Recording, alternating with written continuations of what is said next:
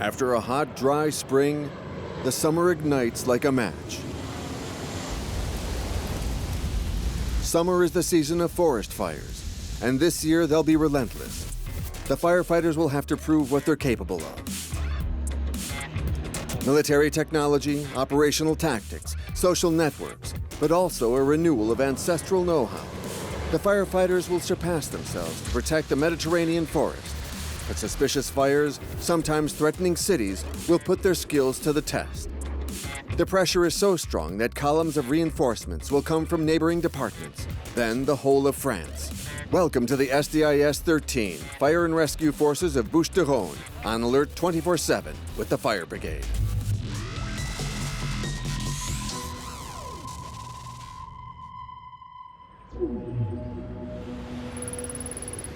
Marseille, Códice 13, headquarters of the department's fire brigade. At 5 p.m., Colonel Gregory Allione, director of the Bouches de Rhône Brigade, reviews the weather conditions with his staff. Let's begin. Good evening, everyone. The main issue for the department is the strong winds that we thought would stop on Thursday will continue blowing until Friday. They analyze the fire risks and organize the unit's preventative safety measures for the next day. We'll closely monitor Thursday night. It'll be July 14th, so we'll come back to that. Thank you for your mobilization. Best case scenario, we'll meet tomorrow at 5 p.m. Good evening, everyone. But unfortunately, it's not the best case scenario. Colonel Gregory Allione's forecasts prove to be well-founded, and the troubles begin soon. A series of fires will soon ravage the Blue Coast, creating massive difficulties for the firefighters. Today, 8 small wildfires, 6 are criminal. It's a calm day for the firefighters, but it won't last. At 9 p.m., the water bomber helicopters are put to sleep. The alert is suspended for the night. The pilots have organized a dinner in the hangar. Colonel Gregory Allione is present, and these relaxed moments help the team to relax before the shock of the summer. But the shock comes now. Fire station. In case you didn't know, a fire just broke out north of Châteauneuf-les-Martigues. Do you know about the fire in Châteauneuf-les-Martigues? The fire just started. Hello, I'm calling to report a fire in Châteauneuf-les-Martigues near Valtrède. Códice 13 handles the crisis. It organizes relief efforts and sends a mobile command post to the field named Papa Charlie. A fire in KD 22 near Pas de la Fosse, Châteauneuf-les-Martigues. Can you check it? A fire's been reported along the highway that runs along the Blue Coast. It's 9:35. Can I confirm? Yes, it's good. You can validate. It's confirmed. Highness 2 in Châteauneuf-les-Martigues sector, north of the Highway 55. It's confirmed. Copy that. Intervening in Châteauneuf with Kilo Delta 22 Echo 1.2 at Vallon-de-Sceaux and liaison with Coast 723. You copy? Attention. The fire in Châteauneuf is moving up, spreading on the hill towards the plateau. Flying above the firefighters, Horus 13, an aircraft specially equipped for military surveillance, observes the situation and transmits its data in real time to Códice 13. Horus's infrared images are striking. They show a shower of sparks carried by the wind that are lighting new brush fires minute after minute. At night, the Canadairs can't fly. It's impossible for a plane to weave between power lines or land blindly to fill its water tanks. So the firefighters will engage only on the ground. In place, the Mobile Operations Command Post, the COS, works in permanent contact with Códice 13 in Marseille. In Papa Charlie, the field HQ, they organize military-style tactics to combat the fire. COS, Papa Charlie, come in. For now, the 2 main emergencies at the Châteauneuf fire are: 1. Protect the antenna essential to air traffic at the airport of Marseille. 2. Prevent the fire from spreading to the Blue Coast. The Blue Coast, a dream coastline. But if the firefighters can't stop the fire in 2 hours, it'll be a nightmare, and tomorrow, just a field of ashes. 11:30 p.m. The situation deteriorates. Burning smoke columns draw fresh air in and accelerate the mistral. It's a vicious cycle. The fire creates its own wind, which in turn stirs up the fire and carries the embers still further. Young team members and the old hands, nobody wants to see their Provence burn. The man who fights all the region's local fires is Lieutenant Jean-Jacques Porchier, a central figure in the fight against forest fires. I became a firefighter because my roots are here. Both my parents and my grandparents were farmers. For me, seeing a forest burn is a tragedy. I'm going to be right behind you during many fires, so if you hear me yelling, don't panic. There'll be a good reason. Despite his rough character, this older firefighter is appreciated by all and known for his intimate perception of the environment. There's not enough water. When I look at the amount of rainfall in 2015, I realize it's only half of 2014's rainfall. That's not good. Every day I think that if it doesn't rain soon, we're going to be in trouble this summer with forest fires. Everyone has to be ready and very aware that something big may happen any day now. Jean-Jacques' mission is to supervise the expansion of the right flank of the blaze with a very particular method. With the Tactical Fire Unit, the firefighters have renewed the ancestral counter-fire technique, and they want to rehabilitate it. The Tactics Fires Unit's mission is to use the old methods that the farmers and shepherds used against fires. We'll use fire against fire, incorporating more modern methods, of course. A real challenge for the firefighters, who are sometimes labeled as pyromaniac. Needless to say, failure is not an option.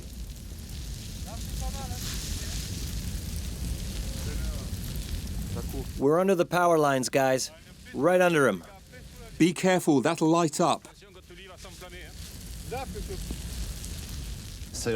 This is one of the first times this method is used in the department. We're here to put out the fire. We must convince the commanding officers that our methods work, with the okay of our department chief. So where's the truck? Then we witness a strange scene. At the gates of hell, the Tactical Fire Unit tours the fire zone, methodically pouring flaming gasoline on the ground. Okay, keep it in line. The challenge is this. The fire arriving at us from 200 yards must pass this line. That's our challenge. We don't have enough fire engines to fight with water, so we're going to use fire against fire. When the wildfire gets 50 yards from our fire, the two of them will attract each other. Then, since the wildfire won't have anything to consume anymore, it will die down automatically. We can make ours accelerate or slow down. We're not going to let a raging wildfire overcome us. With our fire, we can prevent that.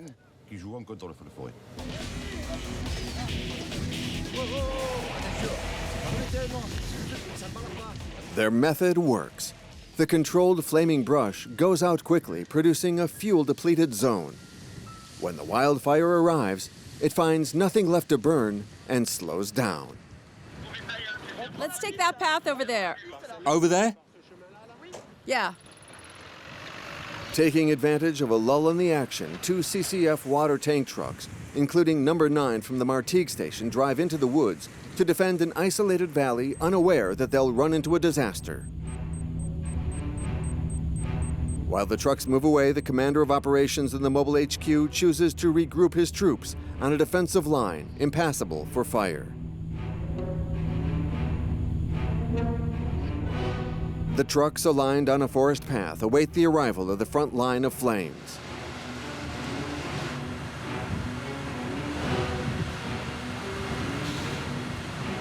The crews are nervous.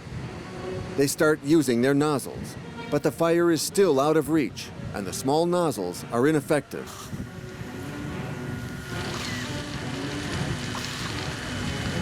The officers calm their teams, monitoring that they don't waste water, because what is coming their way is indeed a duel to the death between man and fire.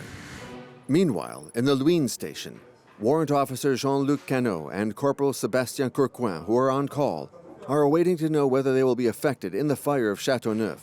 And Sébastien worries he may not know what a big forest fire truly is. I joined the firefighters after the big fires from 2000 and 2010. so my experience is somewhat limited. I was trained to be truck chief, chief of a CCF. I'm a bit apprehensive. I've never intervened on big fires. Yet I have to lead my team in one, so I don't know how I will react in that kind of situation. I'll have to manage 3 crew members and give them confidence. It'll be an interesting challenge.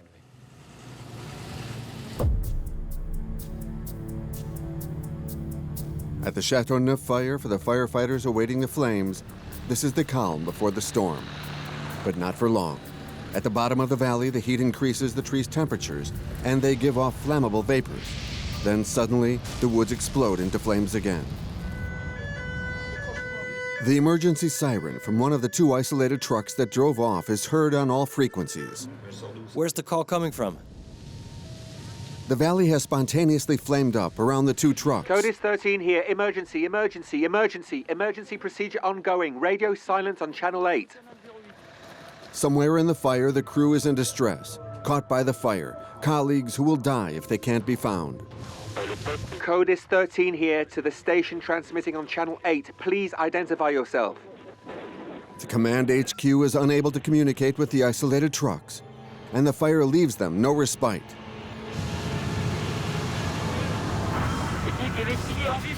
The fire has reached the plateau. We'll try to stop it. Their light nozzles can't stop a wall of flames of around 2,000 degrees Fahrenheit.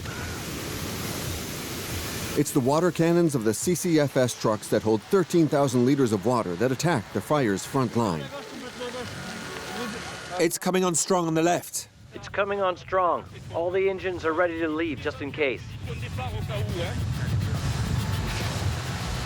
The Cody's persists in trying to reach the lost trucks on frequency 08.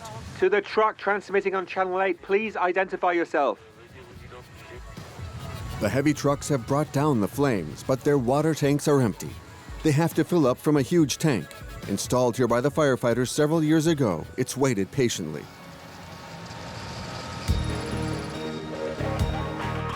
Finally, after several minutes of stressful silence, the CODIS has managed to establish a radio link with the isolated trucks. This is 13 CODIS. You sent a distress call. What's going on?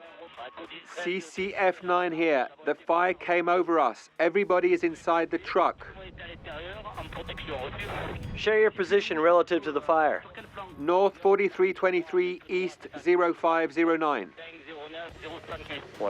The situation is getting worse in Châteauneuf. We've got 4 injured firemen. They've escaped the worst. The crew of CCF 9 escaped with severe burns to the face and hands. But worse, they almost died. On the defensive line, no respite. The flames are now close. The time for the confrontation has come. The teams advance into the middle of the fire and attack with their nozzles.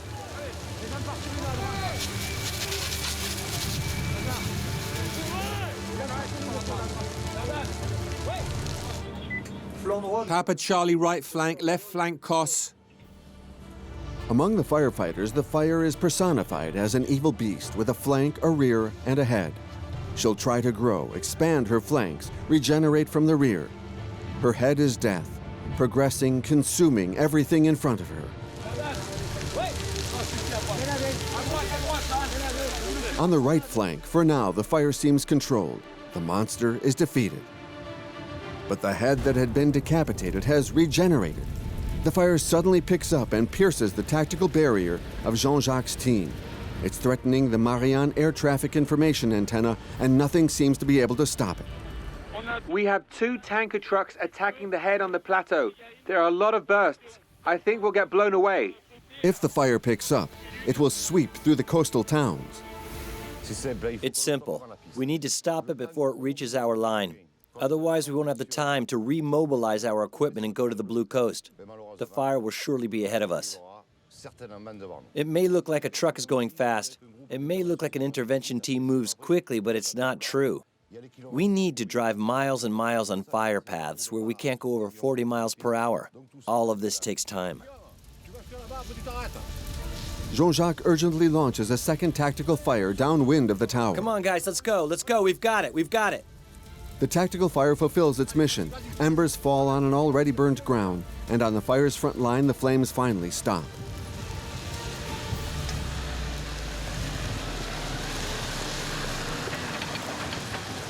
the crew of CCF 9, these 4 young people were very nearly burned alive. That night, their flesh felt the fangs of the fire. The air is so hot and unbreathable that the slightest breath burns you inside. It feels like your body is on fire, or literally melting. I thought my nose was melting, like my skin was falling down. I thought that if I touched my nose, it would stick to my fingers and stretch like a gum. It was our survival instinct that told us to get inside the truck. It was either that or death.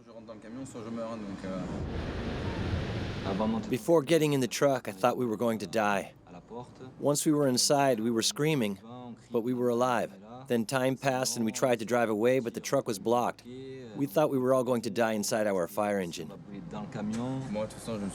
I felt like we were going to die anyway, either inside or out. I thought no one would come for us. It was hard. We were all climbing in the truck, but one of our colleagues had stayed outside. I'd already taken off my glove, so when I reached out to help him, I felt my hand melt. Then I saw the rescue coming. I honked. I flashed the truck's lights. We didn't know if they could see us or not. And then they opened our truck's door. I'm telling you, seeing someone other than us 4 was magical. In the smoke, dawn rises on Châteauneuf. Despite the mistral, and despite the efforts of the men on the plateau, the fire is so violent that it slides between the breezes. It comes out of the woods, moving down the cliff towards the village, and occupies areas near the first houses. At the Civil Defense Air Base, Pierre Shisha, an instructor pilot, and Jean-Marc Matteo, who is passing his qualification as skipper on the Canadair, await dawn to take off. We go to the planes, we call, and we take off. Let's go.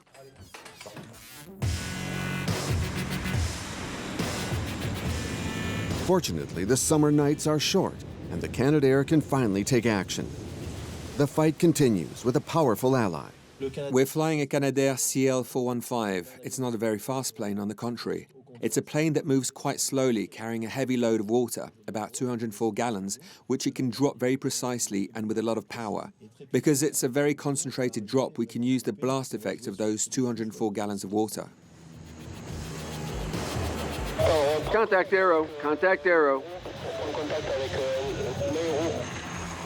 Okay, copy that. For information, the Pelican will drop on the left flank. Let's see if we've got people on the ground. On the ground, the firefighters take shelter. When released, the mass of water can break a tree or kill a man.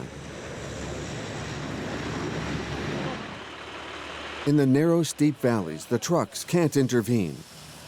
These are specialized intervention teams, the DIH, who carve their way through with chainsaws for contact with the last brush fires to put them out.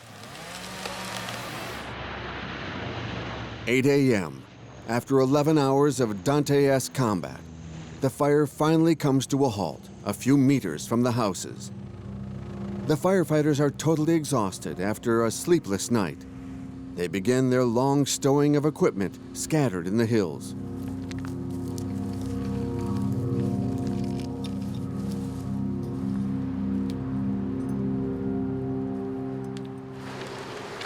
But during the day, the Mistral comes back with its strong gusts, and the situation that seemed under control comes back again with the report of a new fire just beneath the high voltage line.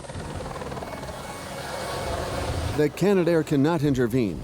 Philippe Delquier, firefighter in a water bomber helicopter, barely has time to join the pilot before they take off for airdrops on the fire before it can spread.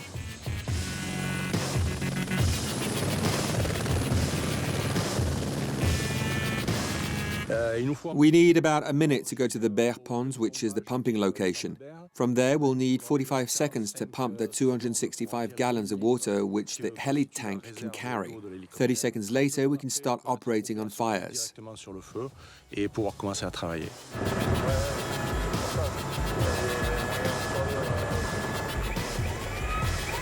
The heli tank is a very useful tool thanks to its speed during the trips back and forth between the water source and the fire. It's agile enough that it can intervene in difficult areas like the bottom of a valley. It complements the Canadair's works very well.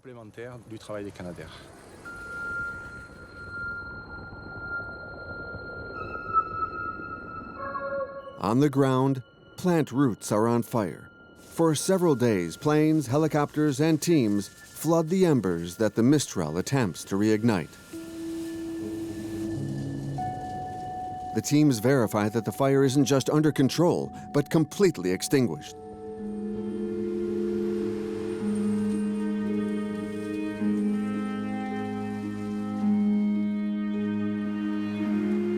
The end result is incredible, despairing. Trees beg.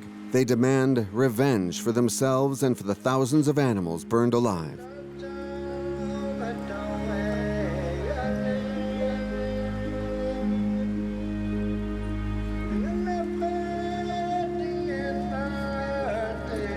The question remains, why do fires begin for no apparent reason? Vincent Pastor, after years at the ONF, the National Office of Forests, became a forest ranger among the firefighters. He leads the investigation into the Châteauneuf fire. Today, my mission is to where the fire started in Châteauneuf-les-Martigues, to try to identify the origin of the fire, find clues, find indicators that will help us identify the cause of this fire. Vincent joins an investigative unit, the Vulcan RCCI Research for Causes and Circumstances of Fire. He can read the progress of the fire in the ashes and the plants petrified by the fire. The position of the branches, the broken bark, give him the direction and height of the flames. A pioneer in this innovative approach, he guides his colleagues and shares his experience. This area here is totally burned. The area just above is barely burnt. We can see two black stripes, so we need to look over there. So what do you see? Nothing really. Jean-Jacques makes his contribution. They examine all the clues. Every leaf, every twig. Square yard after square yard, these experts retrace the crime scene back to the likely source of the fire. My fire went this way, so if I want to find it, I shouldn't go any further. I have to go back to this area over here. See here? There's barely any damage on the plants. We'll go back to the area there and examine it properly. There, we can see it clearly. Look, that's not bad either. Look for where the fire left the most marks. Working with the police, we're guaranteed to find the origin of the fire. Unfortunately, since there's been a lot of simultaneous fires recently, that also means we're trying to find how our potential suspect operates. In the fire's departure area that's now clearly defined, the police take soil samples to look for traces of flammable products. The samples are brought back to the police forensic lab to make them talk. We'll put our samples in a sterilizer and heat them at 176 degrees Fahrenheit for 8 hours. All the chemical elements in the soil will evaporate and will then be analyzed. Did you check everything? I checked the row on the right. Using the most advanced analysis technology, a chromatograph, they examine the samples. We're at the 22-minute mark and the chromatogram is still very, very flat. There's nothing. Again, nothing. No chemical traces, as if the clues had been concealed or destroyed. This strange silence helps fuel the theory of malice. If it is an arsonist, we know he doesn't use a known flammable liquid. His signature is rather perfect discretion. But no one can remain invisible forever. Very quickly, recreation begins again. The summer season is in full swing on the Blue Coast, but not for everyone. Not for Corporal Sebastian Courcoing on duty at the station. When I'm not working as a firefighter, my main job is completely different. I'm an air traffic controller. My work schedule is a bit special because I can work days and nights on weekends and holidays too. I try to keep July free. I love it. It's the best time of the year. We all meet together in the field and we work in groups to watch out for wildfire. If something were to happen, I'd like to be there to help. Sebastien doesn't know it yet, but today will count for him. Tonight will be his baptism of fire. And what a baptism.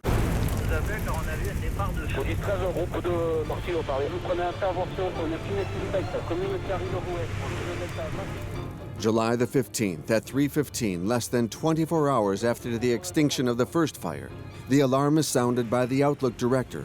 A new fire threatens the Blue Coast.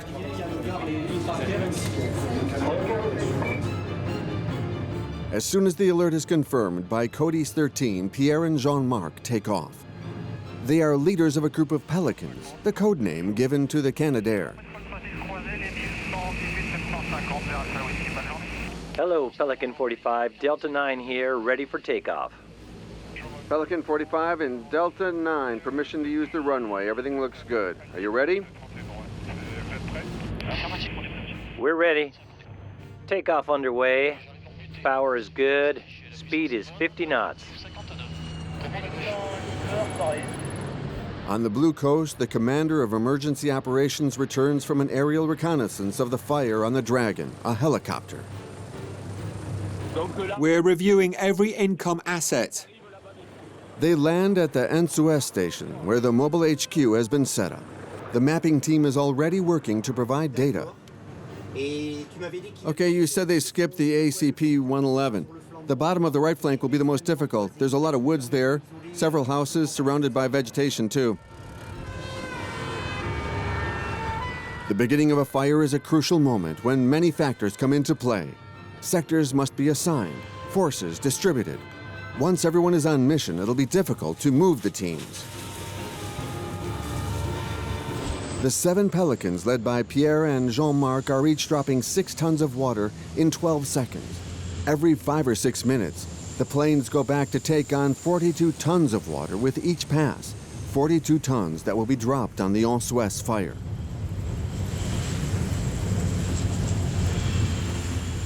A strong mistral fans the fire through the hills. At the fire's front line, the burning air distills the vegetation that gives off toxic gases at very high temperatures, ready to catch fire even far from the fire's source. Trees explode like incendiary bombs, and the fire progresses by leaps and bounds.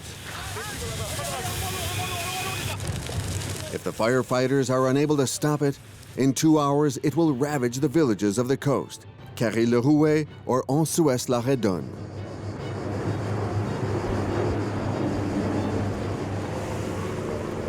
Dragon, the helicopter, indicates to the Pelicans exactly where they must drop their water.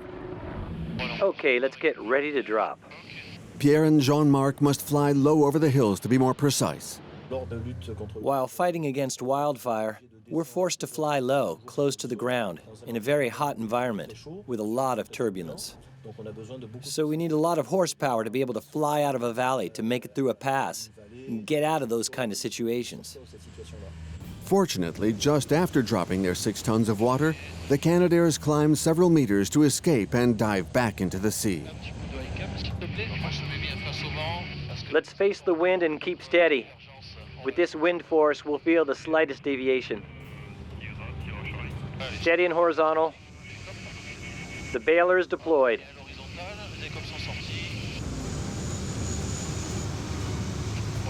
The wind's coming in gusts. Bailer tucked back. It's the turn of Horus, the aerial surveillance plane, to take off and join the action zone at high altitude, far above the Pelicans. The flying surveillance unit carries military observation equipment and transmits the best perspectives on the evolution of the fire and the Canadair's drops to the firefighters. In the black smoke, the aircraft's incessant cycles announce the outbreak of fire. In an end-of-times atmosphere, the tourists continue to swim or take selfies, while anxiety mounts among residents who already imagine their houses destroyed by the fire.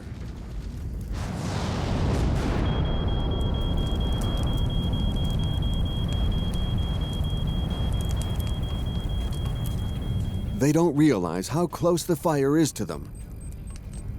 This time, the wolf is out of the woods, and he's invading the town. Houses on the forest's edge are numerous, and the firefighters can't put a fire truck in each garden. Worse yet, these charming homes are often situated down narrow lanes overgrown with plants, hidden behind high walls or locked gates, making them hard to access. Get up there! Follow him! Make the junction between the two of them! Can you tell him to bring an extension? Do you have enough length?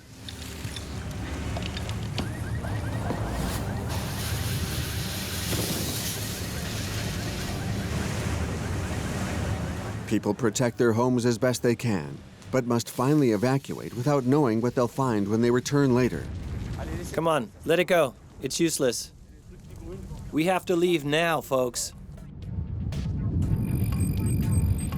500 firefighters are in combat.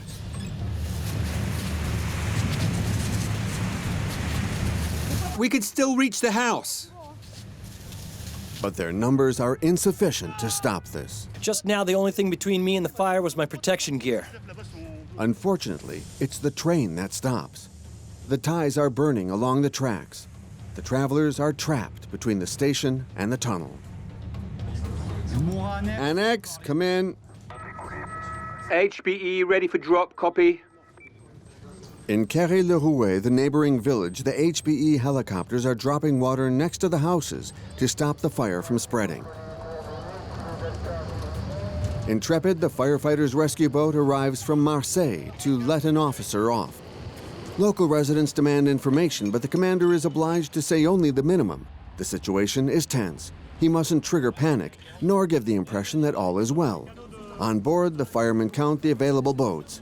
In fact, they are planning a sea evacuation, but they're not saying it.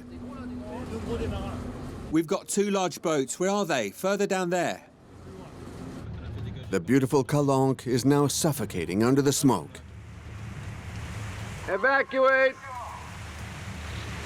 It's become a dangerous trap that must be evacuated immediately. The people are focused on the flames, but smoke inhalation is the primary cause of death in fires. Hold on, please. No, sir, not this way. 3 mechanisms: thermal burn, bronchial pulmonary aggression by carbon monoxide and toxic gases, and finally, respiratory distress asphyxia by lack of oxygen. Any more people here? Down there, they're leaving on the boat. Try checking that way. Right, I'm on it. In urban areas, you must add potential explosions due to propane tanks or cars.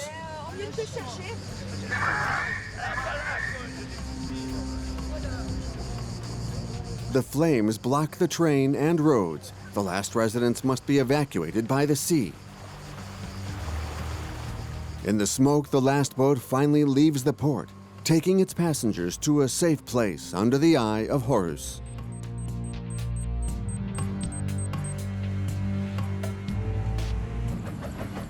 While the firefighters are fighting tooth and nail to save the villages around Ensuès, Horus spots a second fire starting. Horus confirms a big fire starting 6 miles southwest of Martigues.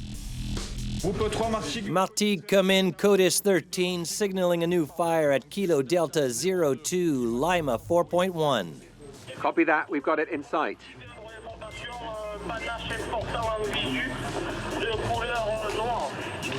This is what the firefighters feared.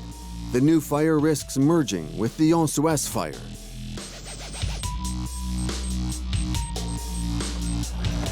Ready for takeoff. Destination Martigues, 2 persons on board.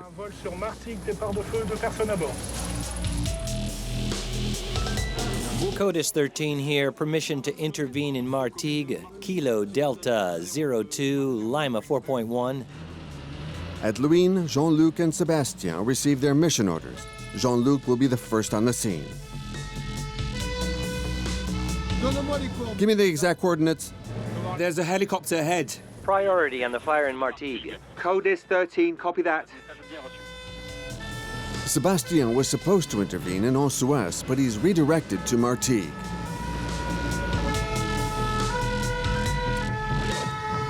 The Canadair must also attack Martigues. Ensuès will be without air support. A tough blow for these firefighters, most of whom haven't had the time to recover from the Châteauneuf fire. If it's not arson, it looks a lot like it, and the firefighters are not naive. That makes 4 fires breaking out at the same time. The Canadair have only 1 hour and 20 minutes to extinguish the fire. They can't intervene against a fire in the dark, so they'll have to land.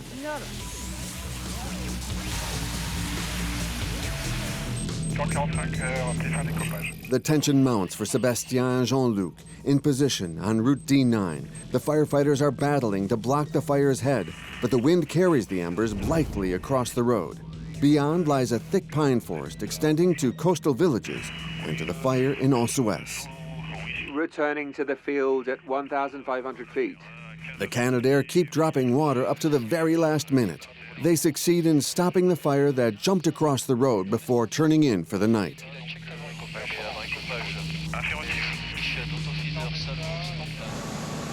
Most of the trucks have now been sent to Martigues.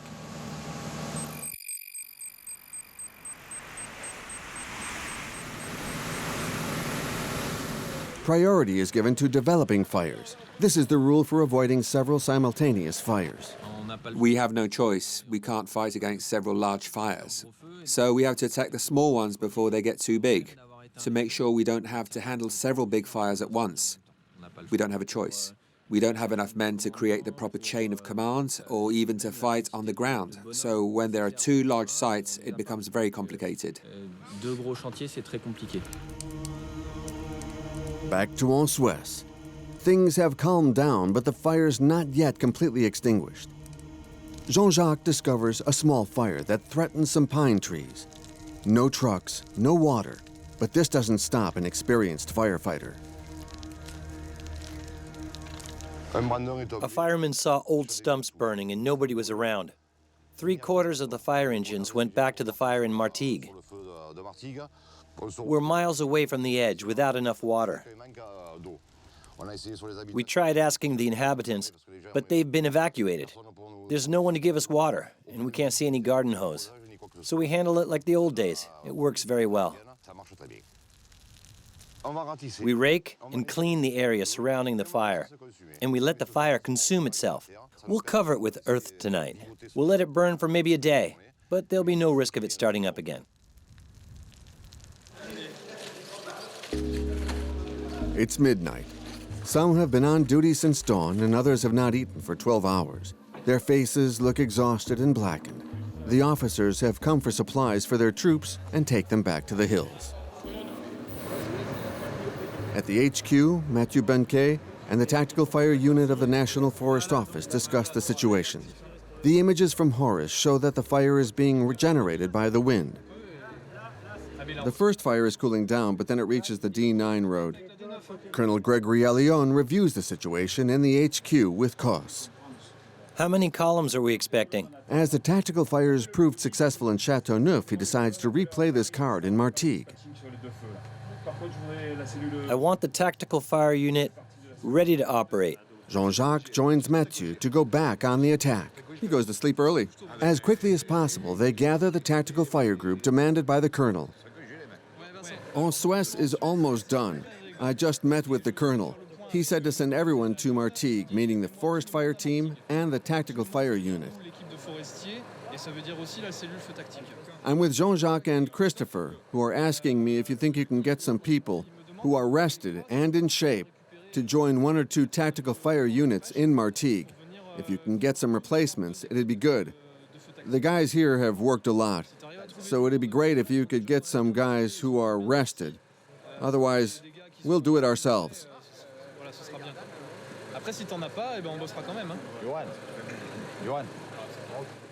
Meanwhile, at the Canadair Air Base, technical teams perform the nightly maintenance on the planes that will take off again at dawn for the Martigues fire.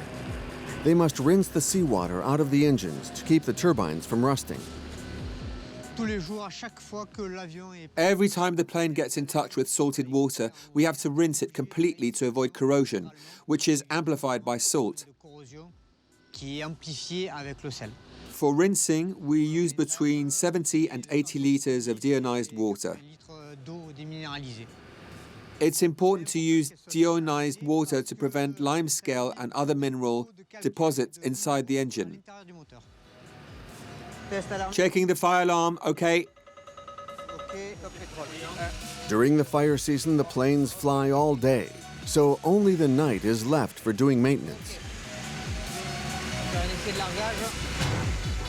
Tomorrow at dawn, the planes will take off for the Martigues fire. But for now in Martigues, the fire seeks to expand to the left and gain in size.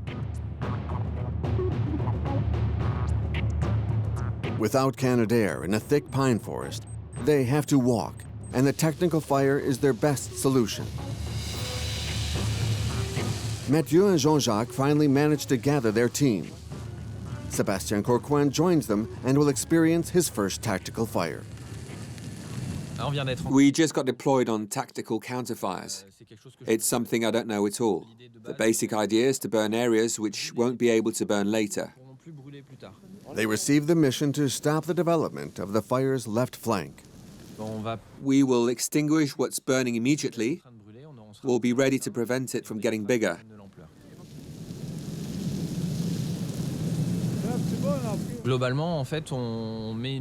We get a water hose ready, and after that, they light a fire that we keep completely under control and under surveillance. Once the area is sufficiently burnt, I start extinguishing our fire with my fire engine crew.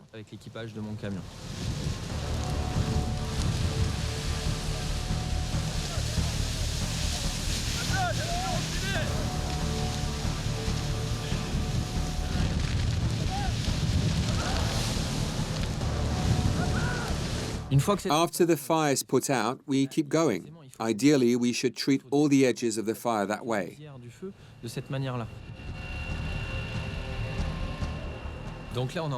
We're following them. Every 20 yards, I have to add an extension to the hose. The hose is only 20 yards long, and I can't drag it, so every time they go a little further, I unplug the nozzle and add another extension so they can advance. This surface can't burn anymore because it's already burnt under our control. It'll prevent the fire from spreading beyond the barrier that we've created. It works. That's what's great. The growth of the left flank is stabilized, but the head that's regenerated rushes to the southeast, and it will jump over the road. This is an opportunity to end it. The emergency operations commander decides to rely on the road to create a defensive line.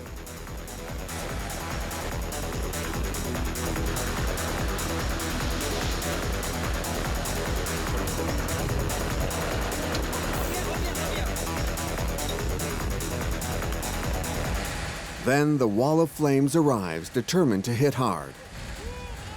But it takes more to make an angry firefighter retreat.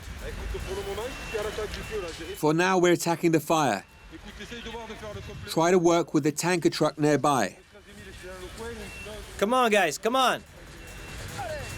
The fire is held back. It's crushed. Vapors invade the road that's like a sauna. At that point, we'd managed to reduce the flames. We were really happy. Then we turned around and we realized that there were 3 or 4 bright spots in the massive. It means that the fire jumped over us. Embers had passed us and lighted other fires 50 yards away. The heavy trucks intervene with their big water cannons and hit the flames. But the new fire escapes and begins to take a course through the hills and towards the coast. The firefighters have only a few seconds to unroll their hoses and run after it. We had to hurry. We crossed the road again quickly. We unrolled the hoses again to reach new fires and put them down. It's their last chance. They have to make their way into the thorny scrub to the flames and irrigate, irrigate, irrigate. Finally, the fire is caught and finally extinguished. Are you okay? We ran after it and we got it.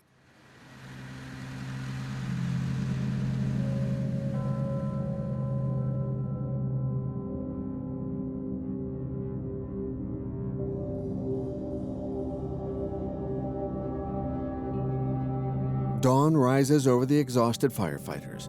During a well-deserved meal, they share their experiences.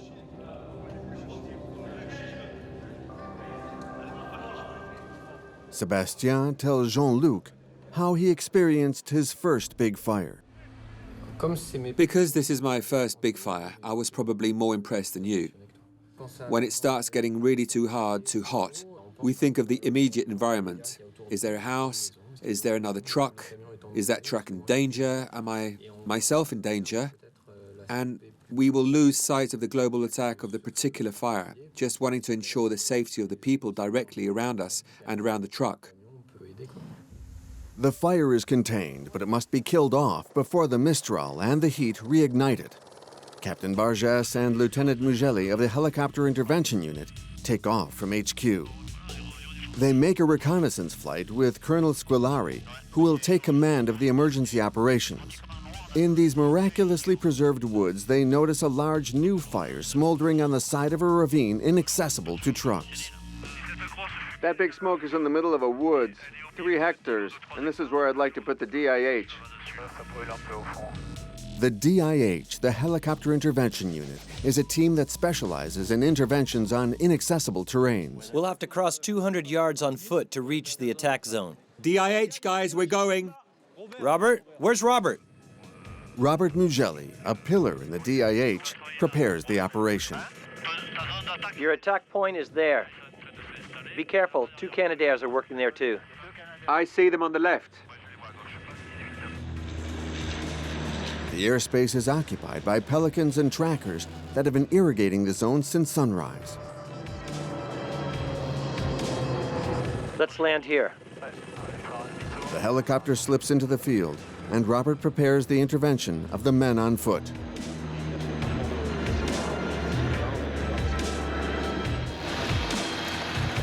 Not far from the cliff, he installs a portable cistern that will feed the hoses.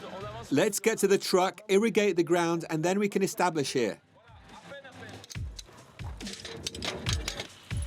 The DIH team climb the slopes, installing hoses and booster pumps all the way to the fire source to thoroughly drown the last embers. Okay, I'm coming.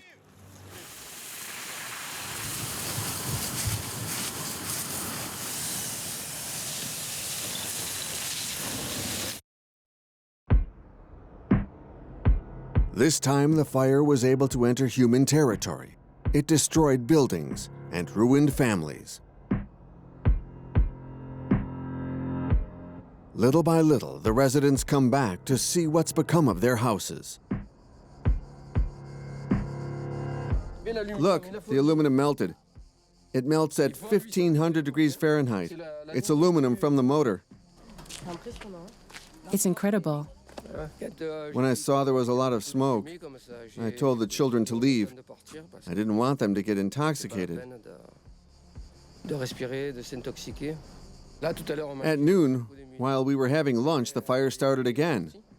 The helitank dropped water twice on the trees because they were burning again. The most important thing is to keep the people safe. If things burn, well, so be it. Intentionally or not, this fire was lit by someone. These fires that start without reason in deserted spots during the Mistral exasperate the population and intrigue journalists. Stéphane Rossi, who is a journalist at the Provence, followed the story from the beginning. Going into the field and interviewing people, we realized that the night of the fire in Martigues, someone saw a man rush out of the brush and flee by car. Just a few seconds later, the first flame started. The witness had the right reflex. He called the police. The fire made a loop. It started in Châteauneuf, went on to the Blue Coast, then came back to Martigues. Thanks to the analysis of surveillance cameras, we spotted a vehicle on the site of the fires. This guy's there at the start of several different fires when there's no reason for him to be there at all. He's someone fascinated by fire. The net closes around the arsonist who thinks he's invincible. Until he's stopped, he'll keep it up. But his footsteps, as tenuous as they are all patiently collected by the police, who start to understand his modus operandi. He'll take more and more risks and eventually make an error that will cause his arrest.